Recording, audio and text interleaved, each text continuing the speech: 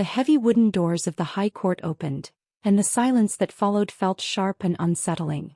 Everyone inside expected to see a defeated woman, someone ready to cry, plead, and ask for financial support after Edward Mills had taken her home, her status, and even her sense of identity. But when Camille stepped inside, she didn't look broken at all.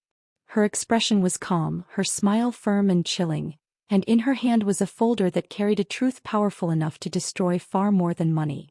She wasn't there to rescue a failed marriage. She had come to end the illusion of Edward's control once and for all. Edward, confident and polished, adjusted his expensive tie while admiring his reflection, the image of a man who believed he ruled everything around him. At 45, he was the head of a massive global logistics company, wealthy, admired, and openly involved with a much younger woman who waited for him downstairs. At his side stood a team of high-priced lawyers, relaxed and amused, already certain of victory.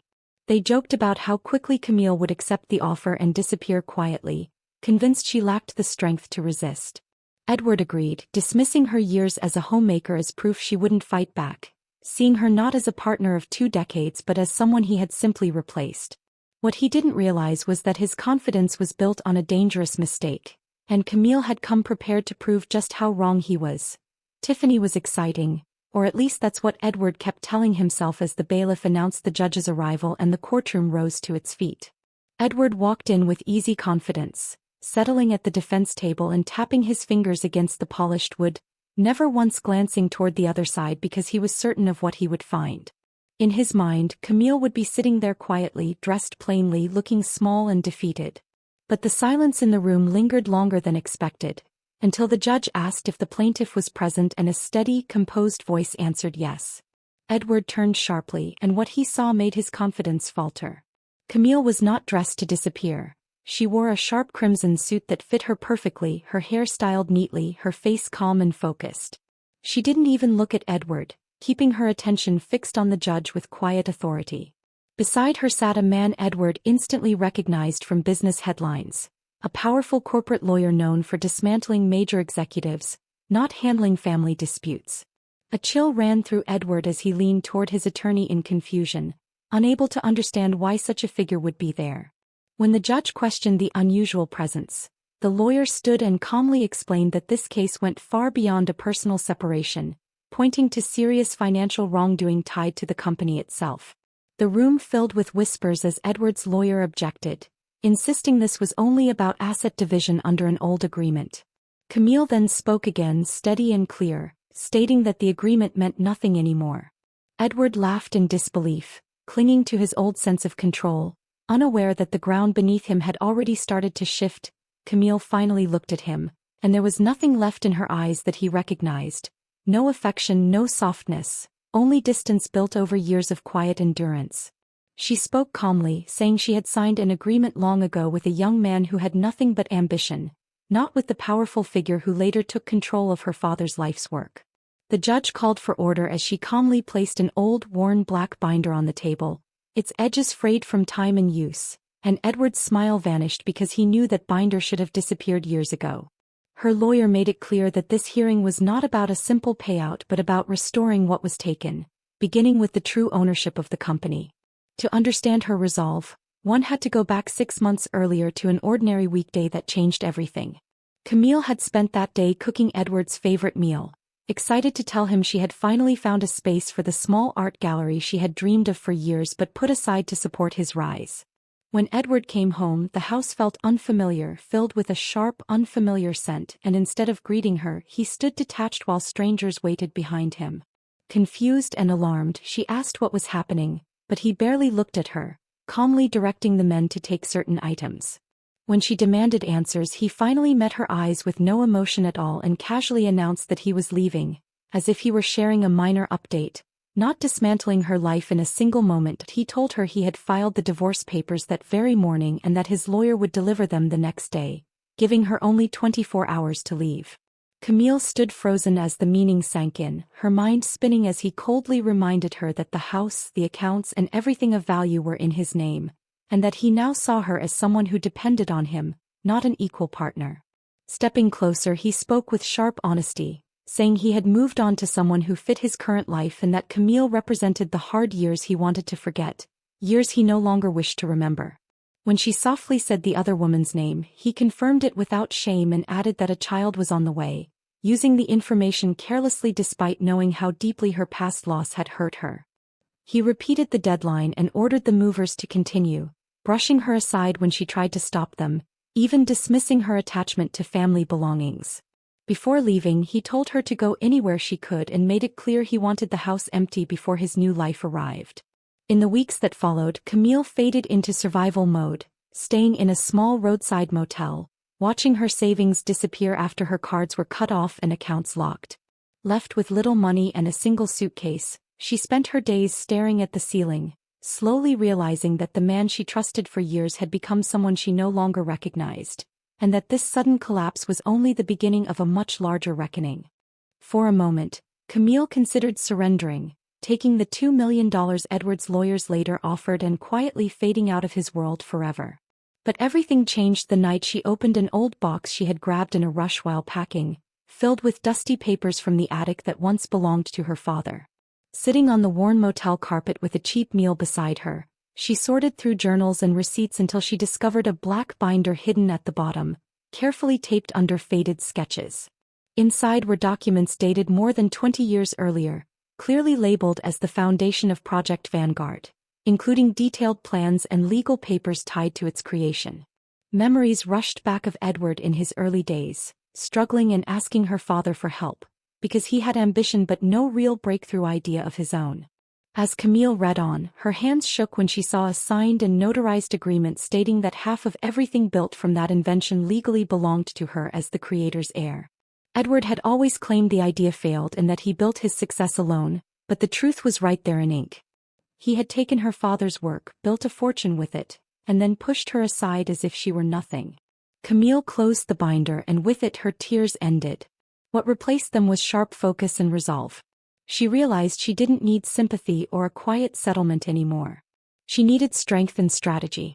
Picking up the motel phone, she called the one man Edward truly feared, knowing that she was no longer just a discarded spouse, but a rightful owner ready to take control.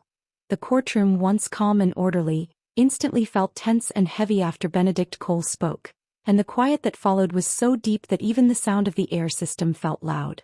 Edward Mills stared at the black binder on the table, his confident expression fading as he clearly recognized it, because he believed every trace of those papers had been destroyed years ago. What he failed to consider was Camille's father's habit of keeping backups, never trusting a single copy with anything important. Arthur Penrose quickly stood up, visibly shaken, insisting this was an unfair surprise and claiming Camille was using old, unreliable documents to pressure a higher settlement, but Benedict calmly shut that down, explaining that the papers were verified and even backed by a living notary who clearly remembered the signing. Edward lashed out, calling the claim false, but the judge immediately warned him to control himself. At that moment, Camille rose to her feet, steadying herself and faced Edward without fear or emotion. She calmly explained that the document was real, pointing out the distinctive ink from her father's pen, the same one Edward had sold long ago for his own benefit. In that instant, it became clear that this was no longer just a divorce hearing, but the beginning of the truth finally coming into the open. A quiet wave of whispers spread across the courtroom as Benedict calmly explained that the document clearly proved the Vanguard algorithm was never a gift but a shared arrangement, with ownership meant to be divided equally. He stated that Edward broke that agreement by hiding profits and cutting Camille out, which automatically returned full rights to her as the creator's heir. In simple terms, he argued that the company was built on something that never fully belonged to Edward, meaning every operation and every dollar earned was now under question. Benedict made it clear that Camille wasn't asking for a small personal settlement but for a full pause on company operations until an independent review could uncover the truth. Edward jumped to his feet in outrage, warning that stopping the company would cause massive disruption, but Benedict coldly replied that Edward should have considered the consequences before pushing out the rightful owner. The judge listened carefully, studying the documents and the faces before him, then ruled firmly that while the company would continue operating, Edward's personal assets would be frozen immediately. He ordered a full investigation into the company's core technology and warned Edward that if the code matched the records in Camille's file, The truth would be undeniable, sealing the moment with a sharp strike of the gavel. The judge ended the session and announced a 48-hour break, and the calm courtroom instantly fell into disorder as reporters rushed out and lawyers whispered urgently. Edward ignored everyone and walked straight toward Camille, stopping very close to her, using the same pressure he had relied on for years. He quietly told her she was making a mistake, claiming she knew nothing about business and would fail without him, and warned that he would drag the case on until she had nothing left. Camille stayed still and answered evenly that she understood enough now. Before Edward could say more, Benedict stepped between them and firmly warned him to stop speaking to Camille or face consequences from the court. When Edward mocked the idea that Camille could afford such a lawyer, Benedict calmly explained he was working on results, not fees, and made it clear he took the case because he could not stand people who abuse power. Edward stormed out with his team following in silence. Camille finally released the breath she had been holding and thanked Benedict, but he reminded her this was only the beginning. He explained that Edward would likely try to hide evidence before auditors arrived and time was limited. When Camille asked what came next, Benedict handed her a key card and told her they were going to Vanguard's headquarters, reminding her she was still legally part of the board because Edward never bothered to remove her. Camille hesitated, worried about security, but Benedict assured her that any attempt to stop her would only draw more attention. As they headed toward the tall glass building in the business district, Camille realized she was no longer walking in as someone's overlooked spouse, but as someone finally ready to claim what was hers. The lobby radiated authority. Italian marble floors stretched beneath abstract sculptures, and the security desk resembled more of a checkpoint than a reception area. Camille had been here countless times before, always in the role of Edward's wife, bringing lunch, organizing holiday events, smiling politely while staff greeted her as Mrs. Mills with gentle, patronizing tones. Today she entered with purpose, her crimson suit sharp, heels clicking confidently on the marble. Benedict followed close behind, briefcase in hand. At the turnstiles, Frank, a large security guard whose daughter Camille had once celebrated with a gift, looked uncomfortable as he checked his console. "I'm sorry, Mrs. Mills. Your pass is revoked," he muttered, avoiding her gaze. Camille's voice was steady. "Frank, I am a founding board member and I have a court order." He stammered, panicked. I could be fired." Just then the elevator pinged and Tiffany emerged, every inch the picture of confidence in a pristine white dress, her perfectly styled blonde hair catching the light. She paused when she saw Camille, smirk curling her lips, and clacked over on her heels. "Oh, honey," she said, crossing her arms. "Edward said you made a scene in court. Isn't this a bit embarrassing showing up here?" Camille looked at her calmly, noting the same arrogance in Tiffany that Edward once wore, a false sense of invincibility. "Hello, Tiffany," she replied evenly. "I'm not here to follow anyone. I'm here to inspect my company." Tiffany laughed, a sharp, grating sound. "Your company, really?" Tiffany's smirk faltered as she leaned in, her voice sharp. "You were just the starter wife. You cooked the meals while Edward built his empire. Now you're a trespasser. Frank, call the police if she doesn't leave." She took another step forward. "Face reality, Camille. Edward doesn't want you. The company doesn't need you. Go back to your little life and let the adults handle things." Something inside Camille clicked, not breaking but locking into place. The years of patience, politeness, and submission hardened into steel. "Listen to me," she said, her voice icy enough to make Tiffany blink. "I was debugging this company's code while you were learning your ABCs. I mortgaged my father's house to pay for the servers that keep this building running while you were still in diapers. You are standing here in my lobby, wearing a dress bought with my money and sleeping with my husband." Camille stepped forward and for the first time Tiffany recoiled. "You think you've won? Edward cheated on me to be with you. What makes you think he won't cheat on you when you turn 25? You're just a lease, Tiffany. And the lease is up." Tiffany opened her mouth but no words came. The lobby fell silent. Staff, couriers, and guards all watched in stunned attention. Benedict stepped forward, holding a document. "Frank, this is a court order signed by Judge Montgomery an hour ago. It gives Camille immediate access to the server room to preserve evidence. Denying her entry makes you personally liable for obstruction of justice, a crime with up to 5 years in prison. Is Edward paying you enough to risk that?" Frank glanced at Tiffany, then Benedict, and swallowed hard. "Go ahead, Mrs. Mills. he said, swiping her access card. Tiffany shrieked as Camille calmly passed through the turnstile, authority radiating from every step. "I'm calling Edward. Tell him I'm heading to the server room," someone shouted, but Camille replied without turning back. "And tell him I know his password." The elevator ride was quiet, almost heavy, and her hands began to tremble again. "You handled that well," Benedict said softly. Camille swallowed. "I feel like I might be sick." "That's adrenaline," he replied. "Use it." When the doors opened on the 40th floor, they stepped into the IT department, the true core of the company. The room glowed with blue lights from endless server towers, and a low hum filled the air. A few programmers looked up in confusion as Camille walked straight to the main terminal. She hadn't touched this system in 15 years, yet her fingers remembered every key.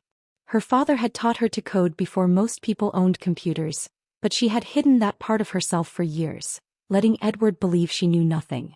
She sat down, steadying her breath. The login screen appeared. Edward had changed passwords many times, but not the hidden access her father built into the system's foundation. Camille typed calmly, "User architect, password Camille 1999. The screen blinked, "Access granted." She froze for a moment, stunned. "He never changed it," she whispered. "He couldn't." Benedict glanced toward the door. "What are you searching for?" "Not just money," Camille replied, typing fast. "If he knew I was losing the company, he wouldn't protect it. He'd try to destroy it." She pulled up recent transfers and the screen flooded with warning markers. Her face went pale. "This is worse than I thought," she said. "He's emptying employee retirement funds and moving tens of millions overseas. He's tearing everything apart before anyone can stop him." Benedict's voice tightened. "Can you stop it?" Camille stared at the progress bar climbing higher. "I don't know," she said honestly. "It's almost done." At that moment, every screen in the room flashed red, and alarms began to pulse, signaling that time had nearly run out. A loud alarm suddenly filled the room, flashing warnings across every screen about unauthorized access. Benedict realized it instantly and said, "He knows we're here, he's locked the system remotely." Camille didn't slow down, her fingers flying as she answered, "I need 2 minutes. If I don't fix this now, the money is gone and hundreds of employees lose their future savings." At that moment, the elevator at the end of the hall opened and firm footsteps rushed toward them. A senior security chief named Grover appeared, tense and commanding, ordering Camille to step away from the computer. Without looking up, Camille shouted for Benedict to delay them. Benedict calmly moved forward, placing himself in the aisle and warning the security team to think carefully about responsibility and consequences. Camille stayed focused as the transfer crept closer to completion, her screen showing progress inch by inch. Grover raised his voice again, demanding she stop, but the room was frozen in suspense, filled only with the low hum of servers and rapid typing. Camille was rewriting the system's security in real time, fighting to save what remained. Benedict, steady but intense, reminded Grover that acting rashly would ruin the very company he was meant to protect and that Edward himself was draining funds meant for employees. Confusion crossed Grover's face as doubt set in. "Check the screen," Benedict urged. In that moment, hesitation replaced force, and the balance of power quietly began to shift. "That red bar," Camille said, pointing at the monitor, "that's the employee retirement fund. Edward is trying to wire it to the Cayman Islands. If I stop now, they lose everything." Grover froze, eyes glued to the screen showing $45 million transferring to Shell Corporation, Grand Cayman, progress at 98%. Suddenly, Edward's voice crackled over the radio. "Grover, destroy the computer. Shoot it now." Camille slammed the final key. The red bar froze at 99%. A moment of silence. Then green. "Transaction denied. System lockdown initiated," the screen displayed. Emergency strobes flashed red as a robotic voice, eerily mimicking her late father Robert, boomed, "Unauthorized breach detected. Daddy is home." All assets frozen. Tears ran down Camille's face, but a triumphant smile spread across it. "It's done," she whispered. "I locked him out. I locked everyone out." Grover lowered his gun, staring at the screen, then at his radio where Edward screamed in fury. "Did he really try to take the pension?" Grover asked, astonished. Check your banking app, Camille said, her legs weak but steady. Grover obeyed.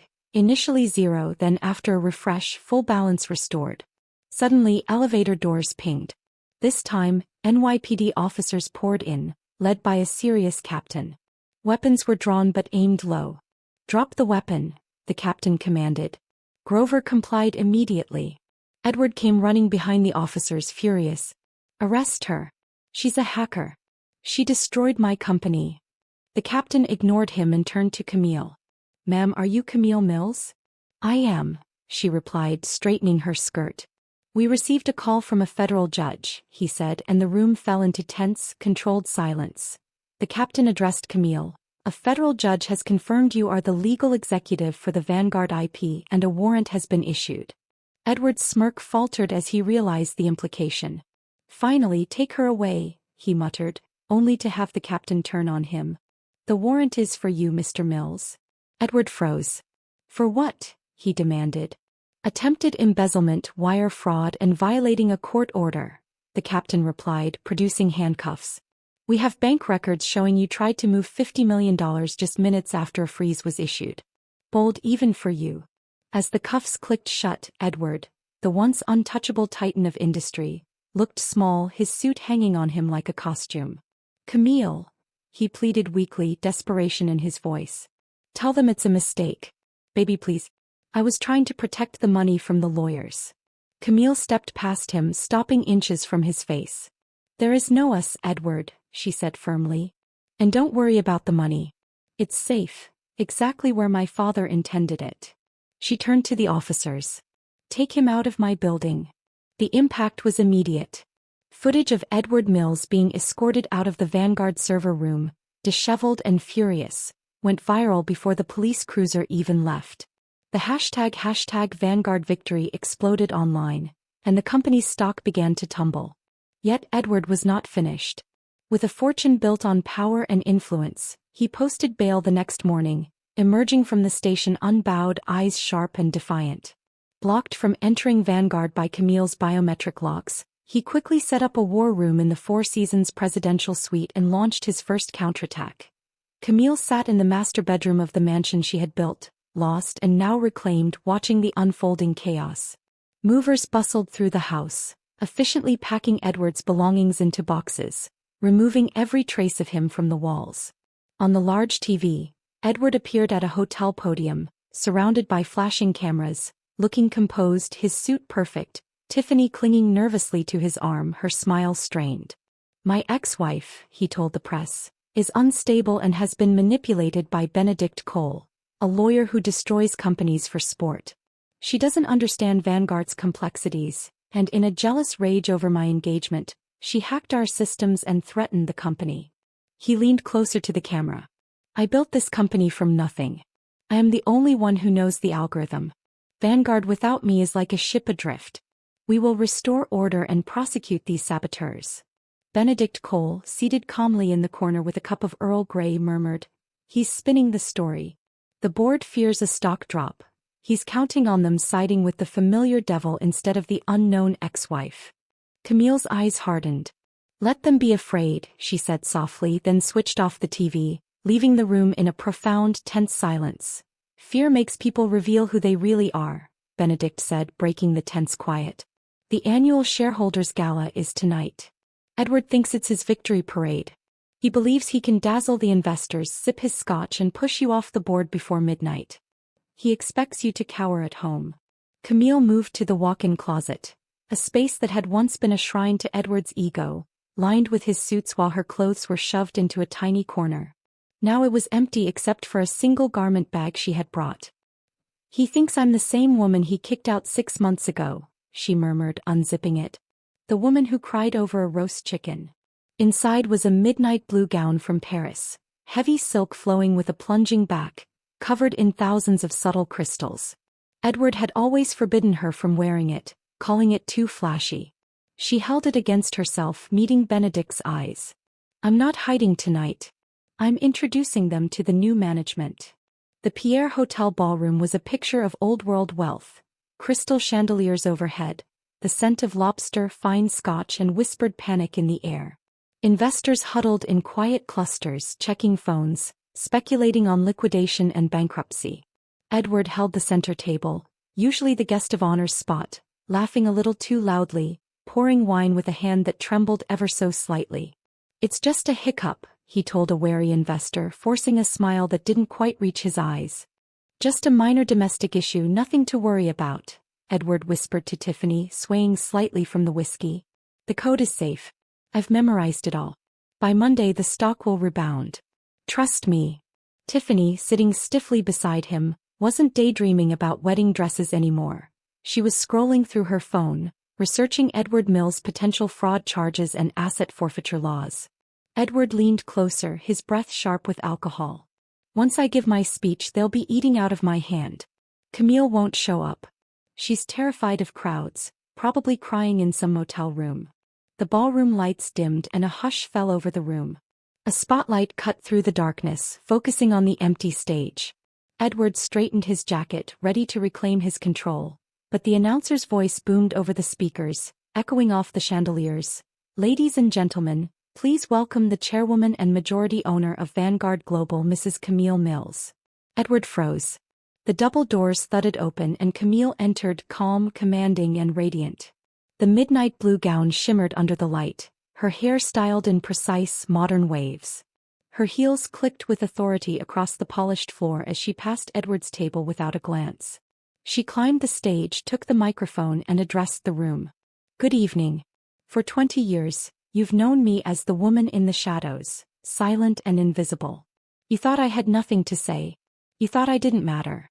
I was silent because I was working." A huge screen descended behind Camille, instantly lighting up the ballroom. It displayed a rotating 3D diagram of the Vanguard Logistics Network. To most it seemed complicated, even chaotic, but to the investors, it was the pulse of their fortunes. Camille's voice cut through the silence.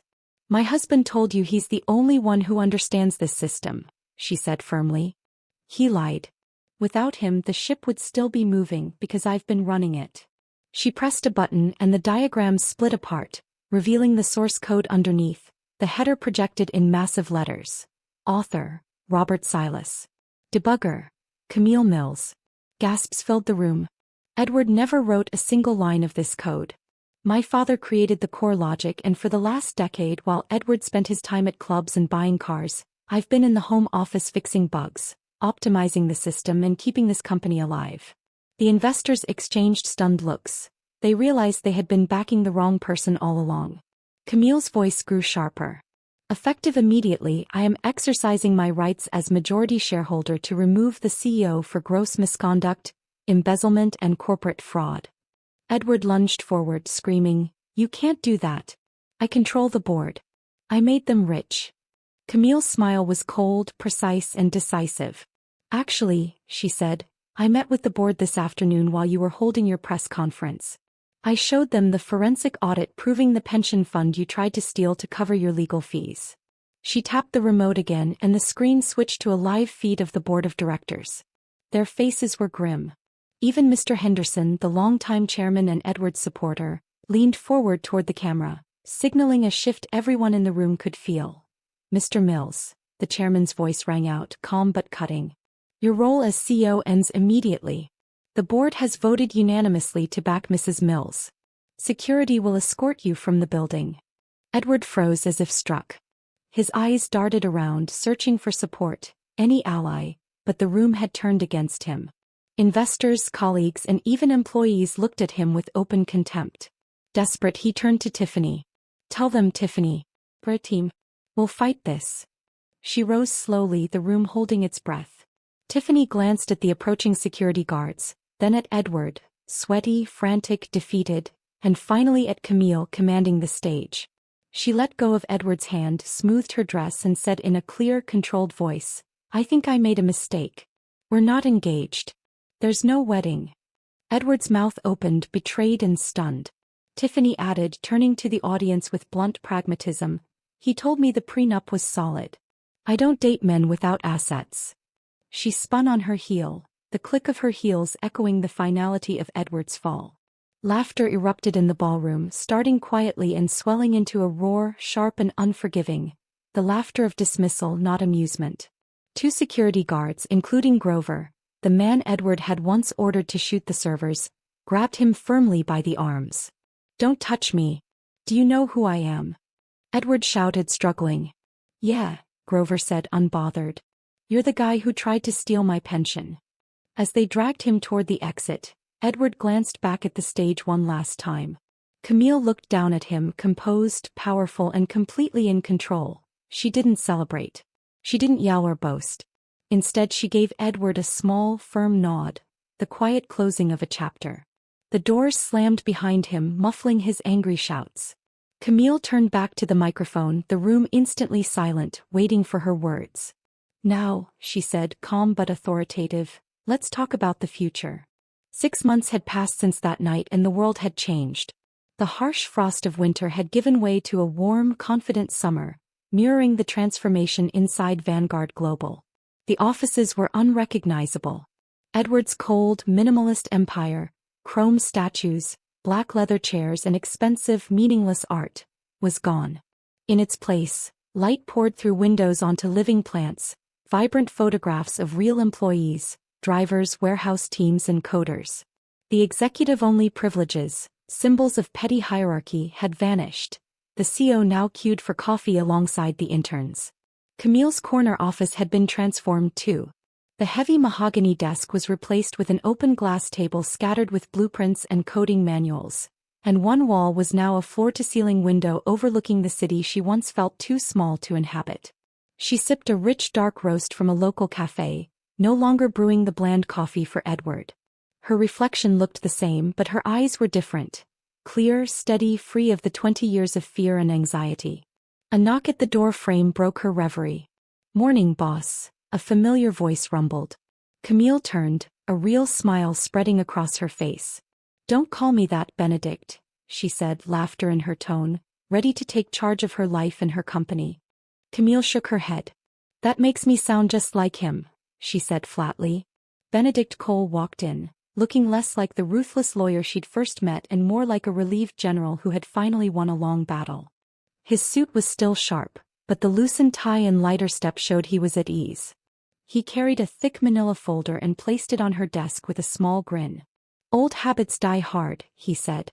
"But let's be clear, you're running this company now and exceptionally well.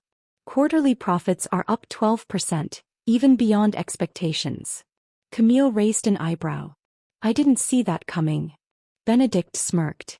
"That's what happens when you pay your team fairly instead of siphoning profits offshore." She nodded and gestured to the folder. "This is it, the final settlement papers?" Benedict's tone turned serious. "Yes." Edward pled guilty to wire fraud and embezzlement to avoid a public trial that would have ruined what little reputation he had left. He's now serving 5 years in a minimum security federal facility. Camille's fingers hovered over the papers. "Did he actually sign them?" "He did," Benedict replied, sitting down across from her. "Of course he contested alimony, claiming lifestyle hardship." Camille laughed in disbelief. "He's asking for alimony from prison?" Benedict's eyes twinkled. "He argued he's used to a certain standard of living and has no skills to support himself after release." His court-appointed lawyer looked completely exhausted. Camille shook her head. "He really thinks the world owes him even now. So what did we finally agree on?" Benedict leaned back, smiling. "We agreed to fully fund his commissary account. Nothing more, nothing less. $50 a month, just enough for toothpaste and instant coffee," Benedict said with a grin. "And following your instructions, we sent him a care package, a copy of Coding for Dummies and a trade school brochure." Camille laughed. "I saw his face when he opened it, priceless." Benedict chuckled. "Worth every penny of my hourly rate." Camille shook her head with a mix of amusement and relief. "You're terrible, Benedict." "I'm expensive," he replied, smiling, "but necessary." He glanced at his watch, his expression shifting to anticipation. "One more thing, the ceremony starts in an hour and the sign crews are ready." Camille looked out at the city skyline, shimmering in the afternoon sun. "Are you sure about this? Vanguard is a strong brand. The marketing team warned changing it could confuse investors." Benedict stepped beside her at the window. It's a tainted brand now, Camille. To the public it represents greed, theft, and the ego of a man who didn't care who he hurt. You've rebuilt everything over the past 6 months. It deserves a name that reflects the truth. Camille nodded, thinking of the long nights, the angry shareholders, and the courage she had found in the black binder. Okay, she whispered. Let's do it. The elevator ride down was quiet but calm. When the doors opened, the lobby erupted. Hundreds of staff, receptionists, analysts, security, janitors had gathered. The hush that fell as Camille stepped out quickly gave way to loud, genuine applause. It wasn't the nervous clapping they once gave Edward. This was real, full of respect and admiration. Even Frank, the security guard who had once blocked her, stood at the front, smiling proudly that he gave her a thumbs up, a small gesture that carried a world of support. Camille stepped forward to the podium in front of the main reception wall, now covered by a heavy velvet curtain. She adjusted the microphone, her hands steady and confident. "Thank you," she began, her voice ringing clearly across the hall. "6 months ago, I walked into this building and was told I didn't belong. I was called a relic of the past." She paused, letting her eyes meet those of the staff she now knew personally. "But the past isn't something to discard. It's our foundation. This company was built on a lie, the idea that one man did it all alone. Today we rebuild on truth. We honor every contribution, every idea, every act of genius that deserves recognition." Her gaze shifted to the curtain, her chest swelling with pride. "My father, Robert Silas, left this world believing he had failed because he lacked the ruthless instinct to crush others. He thought kindness was weakness. I am renaming this company to prove him wrong." With that she pulled the gold cord. The velvet fell away, revealing the gleaming new letters.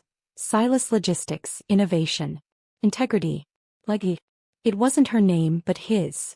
The man who had taught her to code, whose brilliance had been stolen, whose love was the greatest inheritance she had ever received. Tears pricked her eyes as she looked at the sign. A firm, warm hand touched her shoulder. "He would be proud, Camille," Benedict whispered, his voice etched with emotion. Camille inhaled deeply, the scent of lilies and fresh beginnings filling the lobby, feeling the full weight of justice, legacy, and a new chapter stretching before her. Camille nodded, a small smile spreading across her face as she looked at her team. "I know," she said softly. "I finally am too." She had lost a husband, a mansion, and a life of empty luxury, but in that chaos she had found her voice, her strength, and her true self. Looking around at the sea of smiling faces, she realized it was a trade she would make again without hesitation. The applause rose again, bouncing off the glass and steel, carrying the name Silas across the city and into history. Camille's journey, from discarded wife to industry leader, reminds us of a powerful truth. Never underestimate the person who quietly holds the foundation of your life. Edward Mills thought wearing the crown made him king, but he forgot Camille built the castle. He mistook her silence for weakness and her kindness for naivety. In the end, Camille reclaimed more than money, she reclaimed her story. She proved that dignity can be quiet but justice is loud. What would you have done in her shoes? Would you have given Edward a second chance, or would you have let him face the consequences? Share your thoughts in the comments below. If this story of resilience and redemption inspired you, give it a like, share it with someone who needs a boost, and subscribe with the bell on so you never miss a new story. See you next time.